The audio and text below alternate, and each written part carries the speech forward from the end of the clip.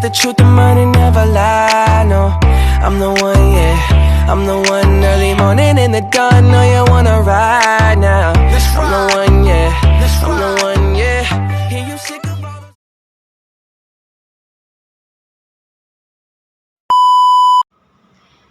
Bismillahirrahmanirrahim. Assalamualaikum warahmatullahi wabarakatuh. Baiklah, di video kali ini saya akan menyampaikan tentang tokoh orientalis dan tokoh oksidentalis. Adapun tokoh orientalis, di sini saya akan menyampaikan tentang John Ball dan teori Kamanlingnya.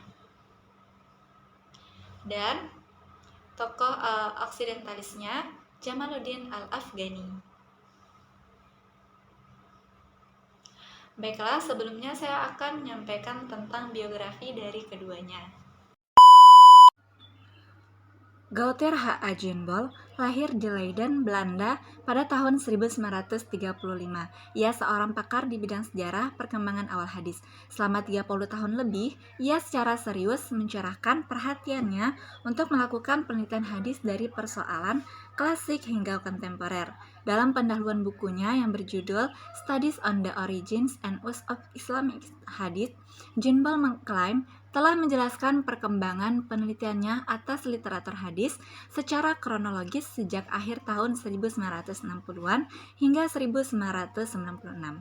John Ball belajar bahasa Arab dan Islam di Universitas Leiden pada tahun 1965 sampai 1966 dengan dana bantuan dari The Netherlands Organization for the Advancement of Poor Research atau disingkat ZWO.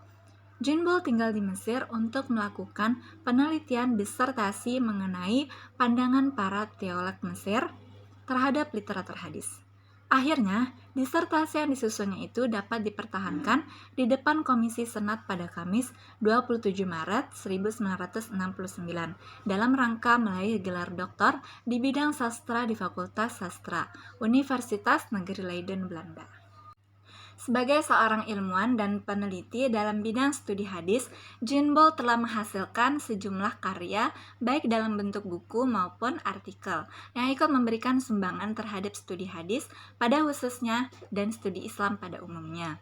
Sebagian besar pemikirannya, terutama yang terkait dengan studi hadis dan teori Kamanling, dielaborasi dalam 3 bukunya, The Authenticity of the Tradition Literature, Discussion in Modern Egypt, Muslim Tradition Studies in Chronology, Provenance and Authorship of Early Hadith, dan Studies on the Origins and Use of Islamic Hadith.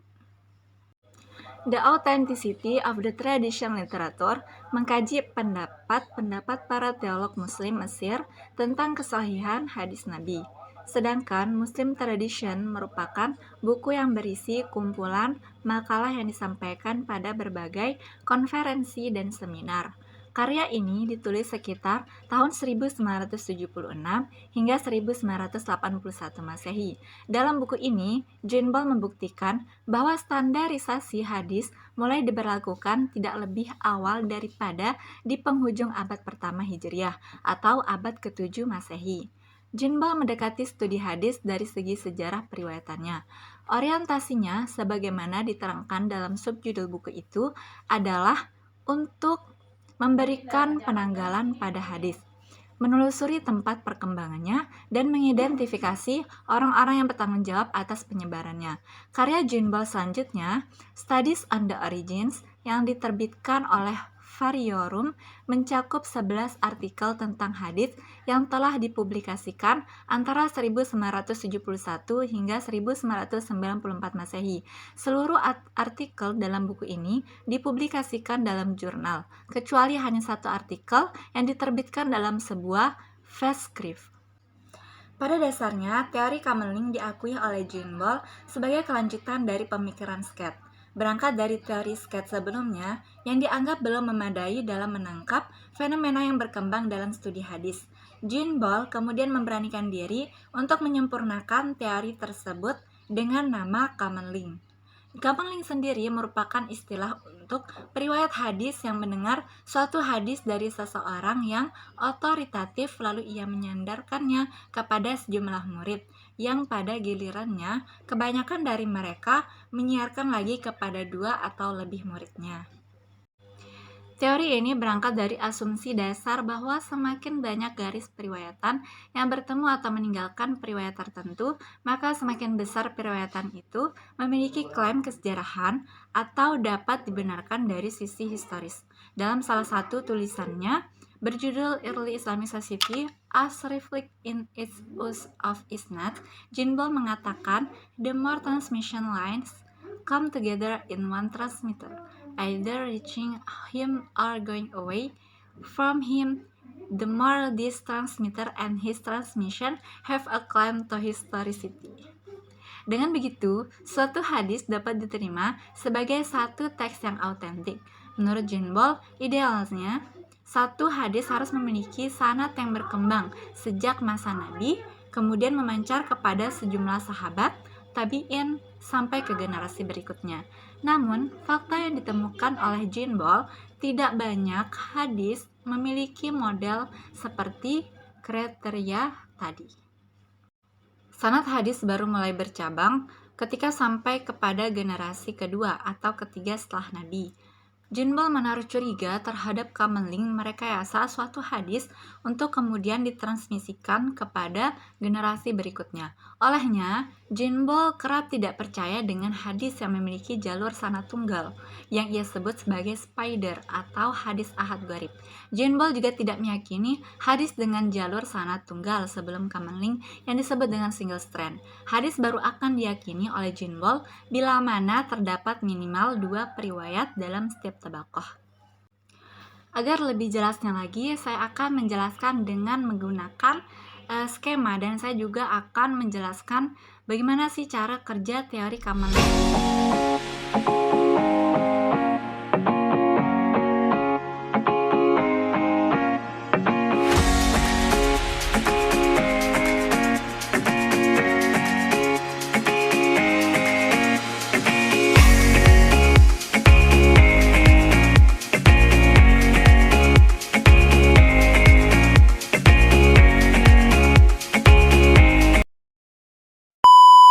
Tokoh aksidentalis Jamaluddin Al-Afghani. Ia dilahirkan di Asadabad, dekat Karna di distrik Kabul, Afghanistan, pada tahun 1838 atau 1254 Hijriah. Al-Afghani menghabiskan masa kecilnya di Afghanistan, namun banyak berjuang di Mesir, India, bahkan Perancis. Pada usia 18 tahun di Kabul, Jamaluddin tidak hanya menguasai ilmu keagamaan, tetapi juga mendalami filsafah, hukum, sejarah, metafisika, kedokteran, sains, astronomi, dan astrolog. Jamaluddin Al-Afghani adalah salah seorang pemimpin pergerakan Islam pada akhir abad ke-19. Sayyid San adalah ayah Afghani, yang dikenal dengan gelar Sadar Al-Husaini. Ia tergolong bangsawan terhormat dan mempunyai hubungan nasab dengan Husain ibnu Ali radhiyallahu anhu dari pihak Ali At-Tirmizi, seorang perawi hadis. Oleh karena itu, di depan nama Jamaluddin Al-Afghani diberi titel Sayyid. Afghani melanjutkan belajar ke India selama 1 tahun. Di India, Afghani menekuni sejumlah ilmu pengetahuan melalui metode modern. Didorong keyakinannya, ia melanglang buana ke berbagai negara. Dari India, Jamaluddin melanjutkan perjalanan ke Mekah untuk menunaikan ibadah haji. Sepulangnya ke Kabul, ia diminta penguasa Afghanistan, Pangeran Dost Muhammad Khan, untuk membantunya. Tahun 1864, ia diangkat menjadi penasehat Sir Ali Khan, dan beberapa tahun kemudian diangkat menjadi Perdana Menteri oleh Muhammad A'zam Khan. Namun, karena campur tangan Inggris, Jamaluddin akhirnya meninggalkan Kabul ke Mekah. Inggris menilai Jamaluddin sebagai tokoh berbahaya karena ide-ide pembaharuannya. Jadi dia itu terus mengawasinya.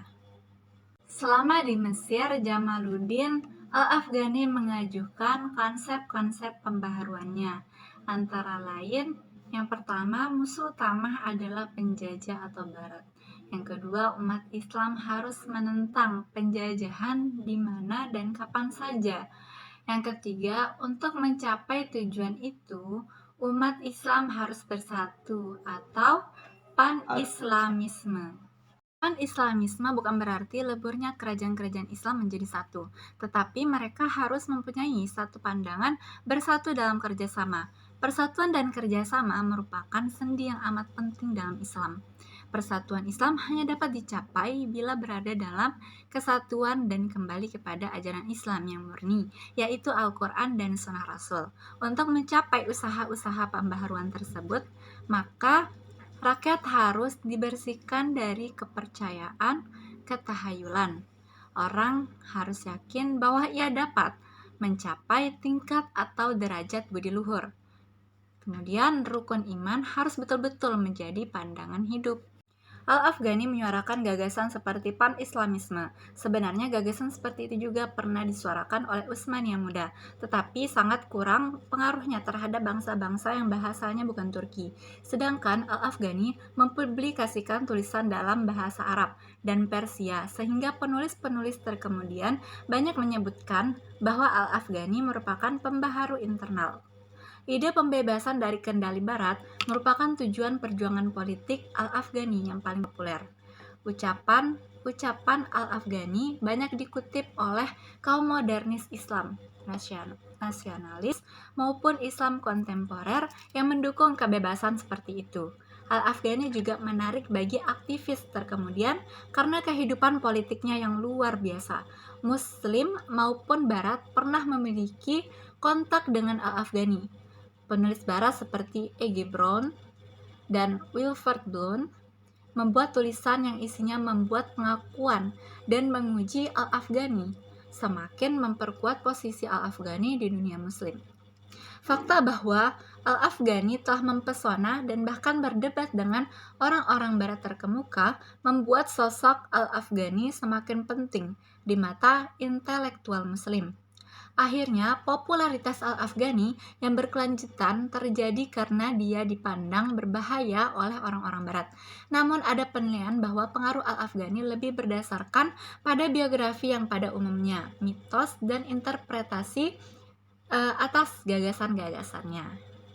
Mungkin sekian penjelasan dari saya dari kedua tokoh berikut. Kurang dan lebihnya mohon dimaafkan. Wabillahi taufiq wal hidayah. Wassalamualaikum warahmatullahi wabarakatuh.